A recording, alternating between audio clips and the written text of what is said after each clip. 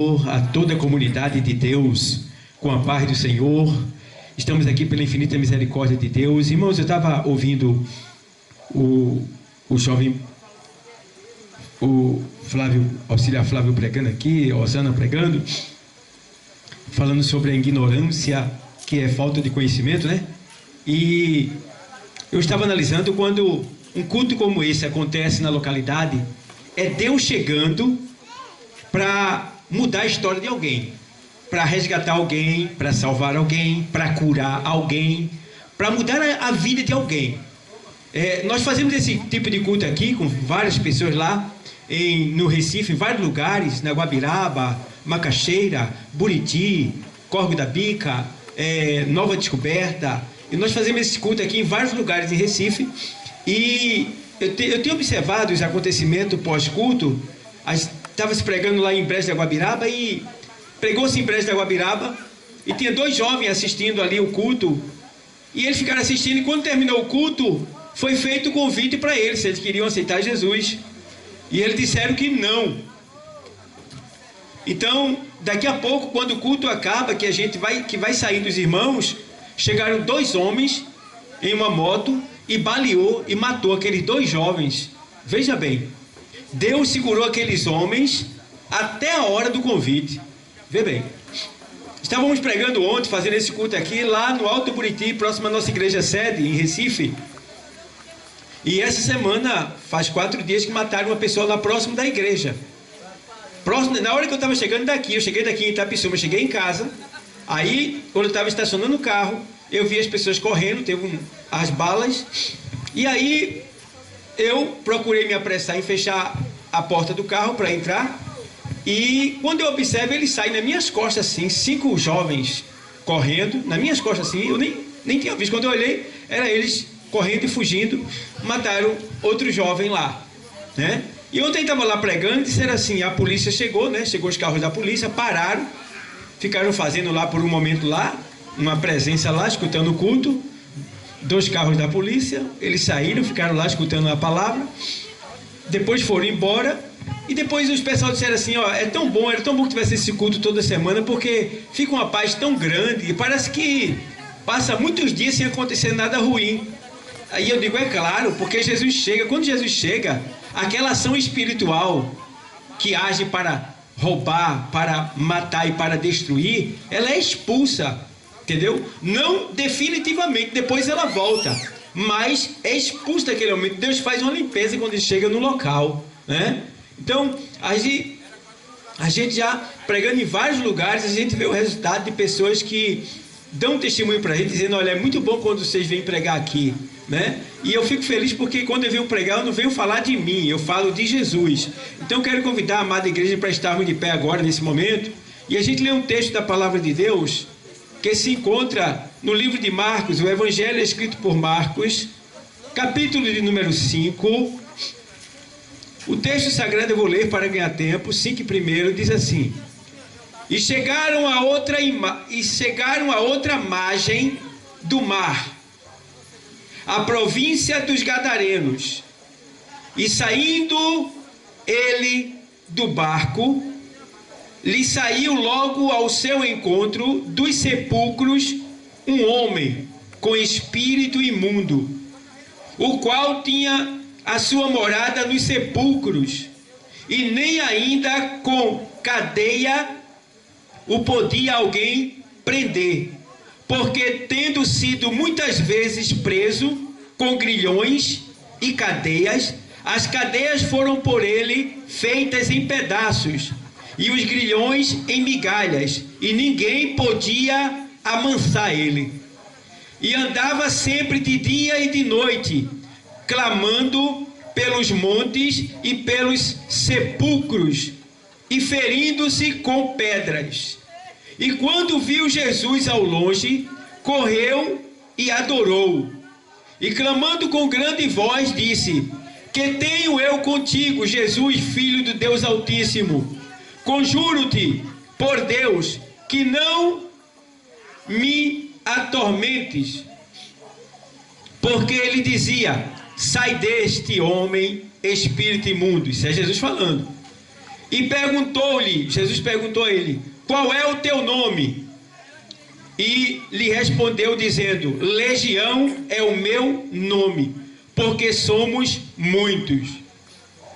E rogava-lhe muito que os não enviasse para fora daquela província, o local onde eles estavam, né?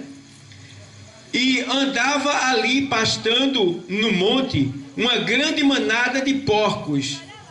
E todos aqueles demônios lhe rogaram, dizendo: manda-nos para aqueles porcos, para que entremos nele. E Jesus logo lhe o permitiu. E saindo aqueles espíritos imundos, entraram nos porcos, e a manada se precipitou por um despenhadeiro no mar. E eram quase 2.000 porcos, e afogou-se no mar. E o que apacentavam os porcos fugiram e os anunciaram na cidade e nos campos, e saíram muitos a ver o que era aquilo que tinha acontecido, e foram ter com Jesus, e viram o endemoniado, o que tivera a legião, assentado, vestido e em perfeito juízo, e temeram. E os que aquilo tinham visto contaram-lhe o que acontecera ao endemoniado e acerca dos porcos, e começaram a rogar-lhe que saísse do seu território. Até aí. Podem sentar. Obrigado, Deus, por esta palavra. Amados, eu li um texto aqui que foi Jesus que viveu esse momento, tá? Jesus, ele atravessou o mar para ir a um local.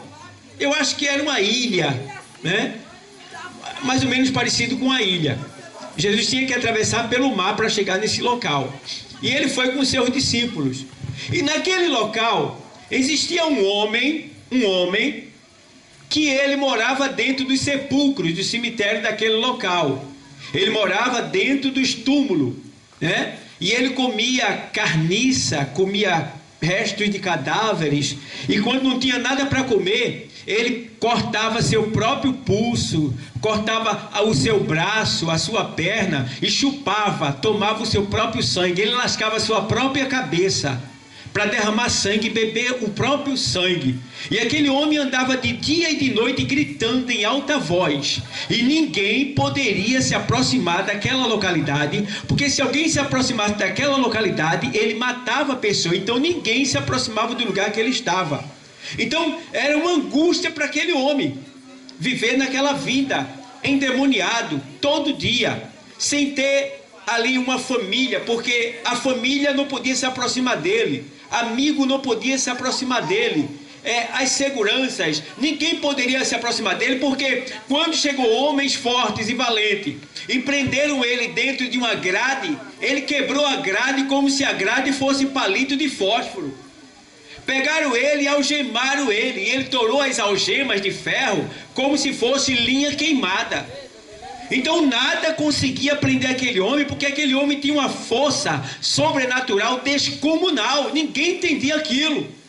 Mas aí eu gosto, porque Jesus, ele sabe quando alguém está sofrendo e está pedindo socorro e não tem socorro. Porque aquele homem, ele não só vivia atormentado pelos demônios, mas a sua alma clamava por socorro, por libertação, mas não tinha ninguém para lhe dar essa chance, para fazer com que esse milagre acontecesse na vida dele.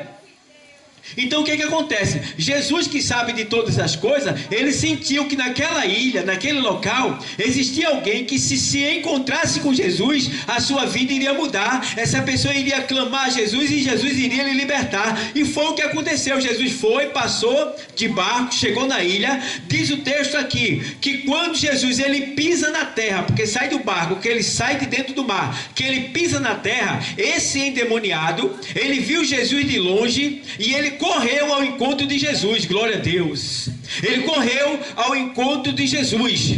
E quando ele chega diante de Jesus, o demônio que estava nele se manifesta.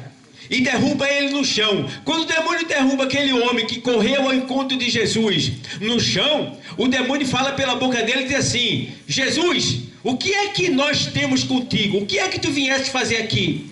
Tu viesse nos atormentar antes do tempo, foi? Vê bem, o demônio dizendo para Jesus que Jesus tinha vindo atormentar ele antes do tempo. O que quer dizer isso aí? Quer dizer que tem um tempo que Deus vai pegar todos os demônios, vai pegar Satanás, todos os espíritos malignos e vai lançar no tormento eterno.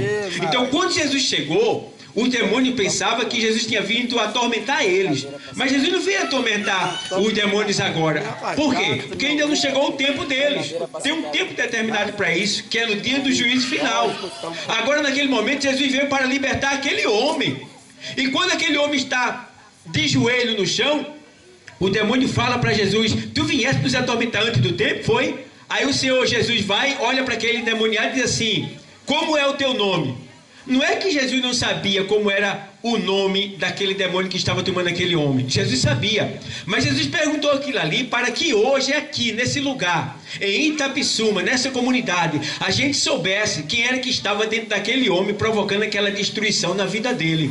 E aí o demônio, pela boca daquele homem, diz assim: o meu nome é Legião, porque nós somos muito. Legião é uma linguagem romana que é direcionada a um quartel com 6.000 soldados. Então aquele demônio estava dizendo que dentro daquele homem tinha 6.000 demônios dentro dele. Olha para aí. É por isso que ninguém conseguia prender aquele homem. As grades para ele era como palito de fósforo, ele quebrava facilmente. E quem ele pegasse, ele matava, porque tinha 6.000 demônios dentro de um homem só. Vê só.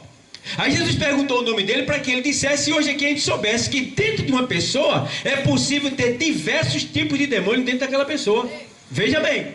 E quando a pessoa está com ação demoníaca na vida dela, é tendência ela viver fazendo coisas que desagradam a Deus. Ela vai viver matando, roubando, derramando sangue alheio, mentindo, falsidade, querendo o mal do seu. É muita coisa. A pessoa só quer coisas ruins, coisas perversas, coisas malignas. Então a gente precisa entender que quando a pessoa está sendo usada por um espírito maligno, por uma ação demoníaca, ela só faz coisas que é para destruir o seu próximo, que é para desagradar a Deus. Então a gente precisa entender que nesse momento o Senhor pergunta para ele, ele diz: olha, meu nome é Legião porque nós somos muito. Então naquele momento o Senhor diz assim para aquele demônio que está nele: sai dele agora. Aí os demônios disseram assim: por favor, não nos mande sair daqui dessa província. Essa província era o local onde ele estava. Ele estava dominando aquela localidade ali. Ninguém chegava ali. Quem chegava morria. Veja bem, o que quer dizer isso aí? Quer dizer que existem locais que os demônios, eles comandam, eles administram. E eles querem ficar ali constantemente. É por isso que quando o evangelho chega, um culto como esse, pode incomodar. Pode causar algum tipo de perturbação espiritual. Então, por quê? Existem ações malignas espirituais atuando para manter as pessoas na escravidão do vício, da embriaguez, da mentira, do roubo, da malícia. E quando Jesus chega, os olhos da pessoa é aberta e ela é liberta. Então naquele momento o Senhor diz o quê? Sai dele. Aí ele fala: não mande sair daqui não. Manda ele sair daqui não. Mas tinha que sair, porque quem estava mandando sair não era um homem, era Jesus. E quando Jesus chega, quem manda é ele. E Jesus chegou nesse lugar. E aqui quem manda é Jesus. E aí quando ele manda, o diabo olha assim, os demônios olham assim, e não tinha o que ele fazer, porque o demônio, ele só sente prazer quando ele está no corpo. Naquele momento, ele não queria ser expulso do homem e ficar voando. Ele queria estar no corpo. E como não tinha nenhum corpo para entrar naquele momento, ele vê o quê? Uma manada de porcos. Tinha quase 2.000 porcos comendo à beira-mar. Aí o demônio diz para Jesus: Senhor, deixa que a gente saia daqui e vá para aqueles porcos. Por que o demônio faz questão de estar em um corpo? Porque em um corpo ele sente prazer. Como é que o demônio sente prazer? Se você observar, ele sente prazer quando você está fumando. É o demônio que está sentindo prazer ali, porque ninguém gosta de fumo. Muita gente que fuma desejaria deixar, mas por que não deixa? Porque está sendo ali pressionado por uma ação espiritual maligna. Será que uma pessoa acha bonito estar bêbado, caindo, com a cara na lama, sangrando, todo feliz? Será que uma pessoa é feliz em viver assim? Não. Mas por que ela vive assim? Porque existe uma ação espiritual maligna, pressionando, escravizando aquela pessoa. Será que alguém quer viver roubando? Não, aquela pessoa gostaria de estar trabalhando, ter um bom emprego, ganhar um bom salário, mas ela vai roubar por quê? Existe uma ação maligna espiritual atuando naquela pessoa para levar ela para fazer aquele mal. Será que uma pessoa quer adulterar? Não, a pessoa não quer, mas existe uma ação maligna atuando para que aquela pessoa vá e adultere. Então, existem ações espirituais malignas para tudo que é mal na face da terra, e parece que tudo que era mal estava dentro daquele homem. Naquele momento, o Senhor diz assim: sai dele agora. E naquele momento, quando eles pediram para entrar no porco, aí o Senhor disse: sai e vai-te embora. E eles saíram e voaram e entraram nos porcos. Quando ele entra nos porcos, para você ter uma ideia, aquele demônio era tão perverso, tão maligno e tão pesados, que quando eles entraram nos porcos, os 2.000 porcos ficaram tão perturbados que começaram a se embolar pelo chão e se jogaram da barreira embaixo dentro do mar e morreram todos eles afogados, quase 2.000 porcos. Olha para aí, vê bem como o inimigo faz, o prejuízo que ele causa na vida das pessoas, só causa prejuízo. E eu gosto porque Jesus, quando chega, ele revela o oculto, o profundo e o escondido. A Bíblia diz, na segunda carta do apóstolo Paulo aos Coríntios, capítulo 4, versículo 4, lá o texto diz assim: porque o Deus desse século, quem é o Deus desse século? É Satanás, cegou o entendimento dos incrédulos. Quem é incrédulo? Aquele que não obedece a Deus, aquele que não faz a vontade de Deus. Jesus está dizendo que o Deus desse século, que é Satanás, ele cegou o entendimento dos incrédulos para que não lhe resplandeça a luz da glória de Deus, que é Cristo Jesus. O que quer dizer isso aí, pastor? Quer dizer que o propósito do diabo, ele não quer cegar o teu olho físico, o meu olho não, porque ainda que eu seja cego, eu ainda posso ver com o meu dedo, eu posso ouvir alguém, eu posso pegar uma varinha e sair andando. Eu vejo o cego andando, eu vejo o cego até trabalhando, né? Mas o que o diabo quer é cegar o olho do teu entendimento, porque a gente tem esse olho da face e tem o olho do entendimento que fica no nosso centro aqui, ó, na cabeça, tá? Então ele tem um olho aqui que ninguém vê, chama-se olho do entendimento. Aí o diabo quer cegar esse olho. Por quê? Porque quando o diabo ele cega o olho do entendimento, o homem não entende mais as coisas de Deus. Ele vê um culto como esse, ele diz: essa raça, essas pragas não tem o que fazer não. O que é que esses crentes estão fazendo aqui? Fazendo essa zoada aí? Porque eles não vão cuidar do que eles têm em casa. Não tem o que fazer não, é? Ele não entende, ela não entende. Esse povo parece um desocupado, né? Fazendo zoada na rua dos outros, né? Ele não entende, não entende. O que é que os crentes só vêm fazendo na igreja? Só vai, o que é que tem na igreja? Ele não entende. Porque a Bíblia diz, lá em Filipenses 4, 6 e 7 na sequência, diz o texto lá que a paz de Cristo, que excede todo o entendimento, guardará os vossos corações em Cristo Jesus. A paz de Cristo que excede todo o entendimento. Ou seja, a pessoa olha para o camarada está na cadeira de roda e está na igreja dando glória e aleluia, e ainda está lá dando dízimo, oferta, se alegrando. E o cara diz: o cara está lá na igreja, era para ele ser curado. Jesus não está lá porque ele não é curado, ele já foi curado. A alma já foi curada, ele já está salvo, está só esperando o dia de chegar dele para o céu. Somente. Deus não está preocupado com a perna de ninguém, não. Deus não está preocupado com o braço nem com o olho, não. Deus está preocupado com a alma. O que Deus quer é salvar a alma, não importa de que maneira o homem esteja. Porque eu já vi pessoas, sou pastor, eu estou há 25 anos trabalhando para Jesus, e várias pessoas na igreja que chegaram na igreja que eu dirijo há 25 anos, várias. Olha, irmão, são centenas, não é pouca não. Que vieram quebradas, doentes, fugidas, ameaçadas com causa da justiça, né? E chegaram, e Deus mudou a história dessas pessoas. E sabe o que foi que aconteceu? Elas foram embora e deram um tchau bem grande para Jesus, as costas para Jesus. Mas Jesus fez. Era porque Jesus não sabia? Não, Jesus sabia. Só que se a pessoa for embora e não voltar mais, essa pessoa vai morrer um dia. E quando chegar lá no dia do juízo, Jesus vai dizer para essa pessoa: eu estive lá, tu me viste, tu me conheceu, tu me pedisse, eu te dei, eu te abençoei, eu fiz tudo por ti, mas tu viraste as costas para mim. E aí, vai receber o que de Deus? A perdição eterna, o desprezo eterno. Porque quem confessa Cristo na terra, também será confessado por ele ao Pai dele lá no céu. Mas quem negar ele aqui na terra também será negado por ele lá no céu, diante de Deus e dos seus santos anjos. Então veja bem, amado, que o inimigo ele quer cegar o olho do nosso entendimento. Quando ele cega o olho do nosso entendimento, o cara não quer saber de Bíblia. Eu quero saber negócio de Bíblia, rapaz. E negócio de pastor, e pastor essa raça, e eu quero saber disso, rapaz. Eu tenho raiva desse negócio.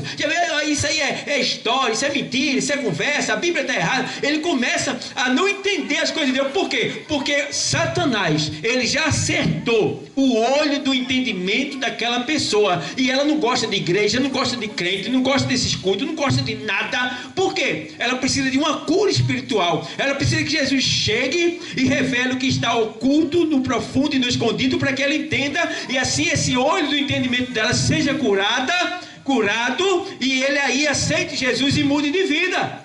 Então não adianta. É por isso que o inimigo não gosta quando chega um culto como esse, porque a palavra ela vai revelando para as pessoas o que é certo e o que é errado. A palavra vai revelando o que é que está escondido, as ações do inimigo, como ele trabalha para tentar escravizar a pessoa, colocar doença nas pessoas, tristeza na pessoa, separar as pessoas, causar contenda, problema, briga, raiva, ódio, ira, inveja. É só coisa ruim que ele provoca. Mas nesta noite está aqui aquele que tem todo o poder, Jesus Cristo, aquele que une, aquele que abençoa, aquele que muda a história, aquele que alegra, aquele que levanta, aquele que fortalece, está aqui nesta noite. Por quê? Porque ele te ama. Talvez você tenha dito assim: eu não tenho tempo de ir para uma igreja, eu trabalho muito, sou muito ocupado. Eu quando estou evangelizando, encontro muitas pessoas assim: ah, pastor, eu trabalho muito, pastor, eu não tenho tempo não. Eu digo: meu irmão, eu trabalho 18 horas por dia.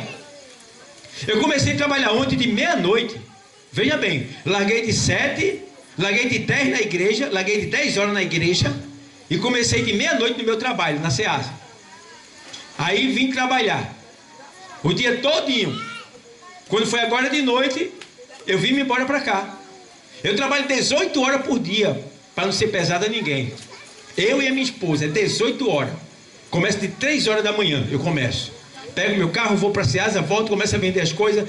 Vê só. E ainda tenho tempo para Jesus, porque quando eu largo de 7 horas, eu vou para casa, troco de roupa, eu, a mulher e a menina, e vamos embora para a igreja servir a Jesus Cristo. Estou há 25 anos nessa pisada, nunca disse que não tinha tempo para Jesus. E eu vejo pessoas que dizem assim: ah, eu estou sem tempo, eu trabalho muito. Sim, você trabalha muito, mas veja que você trabalha muito porque teve alguém que te deu a vida, teve alguém que te deu o livramento e você não viu, teve alguém que tem cuidado de você, alguém que tem te abençoado, mas você não tem olhado, e Deus fazendo o máximo para que você olhe para Ele, entenda Ele, e você não tem entendido. Mas nessa noite Jesus está aqui para dizer para você: ei, se tu estás vivo, é eu que estou te dando vida, é eu que estou te dando respiração, é eu que te livrei lá da morte, naquela hora do assalto lá, na hora que tu ia atravessar, o carro que ia bater em você, é eu que tenho cuidado, que tenho livrado de você. Mesmo você estando na desobediência, eu tenho cuidado de você. Às vezes até na desobediência, Deus ama tanto o homem que cuida do homem, sabia disso? Tem um homem na Bíblia chamado Naamã. A Bíblia diz que Naamã, ele era idólatra, ele adorava deuses de barro, deuses chamados deuses que é homem, né? E diz a Bíblia que Naamã era um general do exército assírio, e ele vencia todas as batalhas. Era incrível. Naamã não entrava numa batalha para não vencer. Toda a batalha que Naamã entrava, Naamã vencia. E ele era ímpio, não conhecia o verdadeiro Deus, era da Síria, entrava no templo de Rimon, se ajoelhava diante de estátua, mas Deus estava dando vitória àquele homem. E eu fiquei meio perturbado quando li essa palavra, porque no texto diz assim: e Deus era com Naamã. Peraí, Deus era com um homem que não conhecia ele, que se curvava diante de estátua, que matava gente na guerra, que vencia todas as guerras. Deus era com ele? Era. Aí eu fui ver no texto, o texto diz: por que Deus era com Naamã? Porque Naamã não conhecia Deus, mas no dia que ele entrou em Israel e levou uma menina de Israel para a casa dele na guerra, como refém, e a menina ficou trabalhando na casa dele. E aquela menininha de noite, ela ficava olhando quando Naamã chegava em casa, e ele tirava as suas vestimentas de general, aquelas coisas cheias de estrela, aquela roupa bem bonita. E quando ele entrava no quarto, era uma agonia só dentro de casa. Era ele gemendo, se coçando, uma luta terrível, um mau cheiro terrível por debaixo da roupa. Por quê? Naamã, diz o texto, ele era leproso. Ele era leproso. Ele era tão bonito, tão bem vestido, tão rico, tinha muitas casas, muito dinheiro, tinha o aclamado de todo mundo lhe considerava, era um homem que tinha de tudo para ser feliz, mas ele tinha uma lepra que incomodava ele, que causava tristeza no interior dele. E aí a menina disse assim: olha, se o meu Senhor fosse lá em Israel, tem um profeta lá, um homem de Deus, que curaria ele dessa lepra. Aí a mulher foi e disse para Naamã. Aí quando ele disse para Naamã, Naamã disse: eu vou lá. Aí o rei da Síria, Ben-Hadad, mandou uma carta para Jorão, que era o rei de Israel, pedindo para que Jorão curasse o Naamã. Aí Jorão endoidou, porque ele não cura ninguém, o rei. O que é que eu vou fazer agora? O rei está querendo me matar, ou achar ocasião contra mim. Aí o profeta Eliseu soube que tinha chegado uma carta para o rei. Aí Eliseu mandou dizer para o rei, disse: rei, não tem problema, manda ele vir a mim, manda ele vir para mim que eu resolvo a situação. Quando Naamã chegou, foi até Eliseu. Aí Eliseu diz assim, manda o servo dele, Geazi, dizer para o Naamã, porque Naamã, por ser general, achava que ia chegar diante do profeta, o profeta ia se submeter a ele, ia dizer: o que é que você quer? E ia fazer logo, porque tem gente que, porque tem dinheiro, pensa que pode mandar em Deus. Não, Deus não é dominado, não é guiado,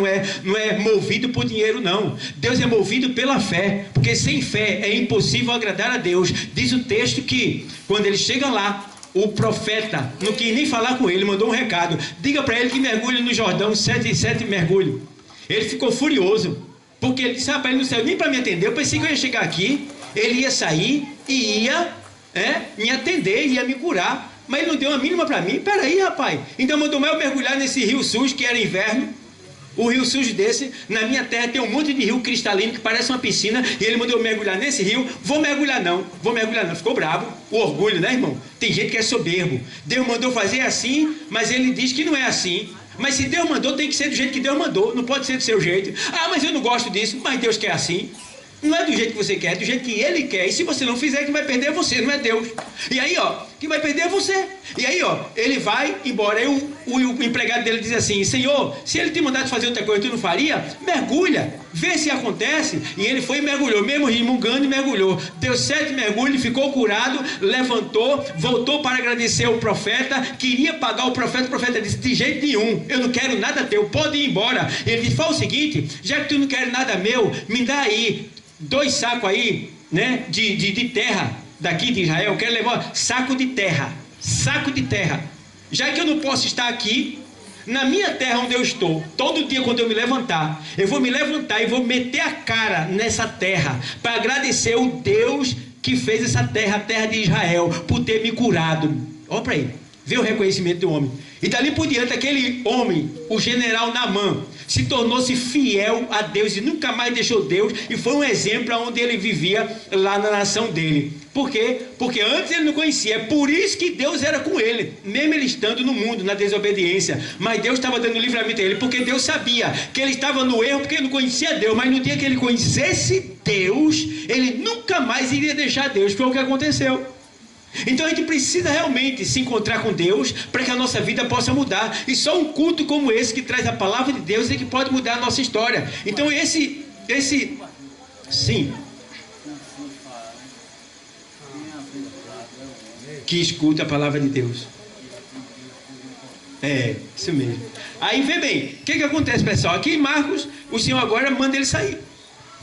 O Deus desse século cegou o entendimento dos incrédulos. Aí eu posso ver, veja bem, o que é que diz lá em Efésios. Estou terminando já, mas deixa eu ler aqui para você em Efésios, porque a gente precisa falar a palavra de Deus, não podemos falar de nós mesmos. Na carta aos Efésios, capítulo 2 e versículo 2, diz assim o texto, vou ler para você, 2 e 2, vou ler para você. No caso, eu vou ler: e vos vivificou, estando vós mortos em ofensas e pecado. Ou seja, nós estávamos mortos em ofensas e pecado, porque o pecado mata o homem está comprando, o homem está vendendo, está sorrindo, está falando, está dormindo, está acordando, está vestindo roupa, está tomando banho, está andando, está conversando, mas ele está morto para Deus. Por causa do quê? Por causa do pecado. Porque enquanto o homem estiver no pecado, ele está morto para Deus, mas Deus não despreza o homem está morto, mas Deus vai atrás dele para dar vida a ele. E aí diz o texto aqui, estando vós, e vos vivificou, estando vós mortos em ofensas e pecado, em que noutro tempo andastes segundo o curso deste mundo, segundo o espírito, segundo o curso deste mundo, segundo o príncipe das potestades do ar. São demônios que habitam nos céus, fora do céu, potestade do ar, né? Potestade do ar do espírito que agora opera nos filhos da desobediência. Veja, espíritos que operam nos filhos da desobediência. Quando você vê um cara assaltando, roubando, matando, né, tentando destruir a vida alheia, ele está sendo usado por um espírito de desobediência. Está aqui na palavra. Aí diz mais aqui assim, ó, versículo 3: entre os quais todos nós, todos nós também antes andávamos nos desejos da nossa carne, fazendo a vontade da carne e dos pensamentos, e éramos por natureza filhos da ira, como os outros também. Vê bem, então quer dizer que eu que sou pastor, todos nós que estamos aqui, o apóstolo está dizendo, usado por Deus aqui, que antes eu andava no desejo da minha carne, fazendo a vontade do meu pensamento, e eu era por natureza filho da ira. Mas quando eu encontrei a palavra e me converti, mudei de atitude, então o que acontece? Eu passei a me tornar filho de Deus. Porque, irmão, a gente precisa entender que o que é que Deus quer? Que o homem se arrependa. Se arrependa. O que alegra o coração de Deus é arrependimento.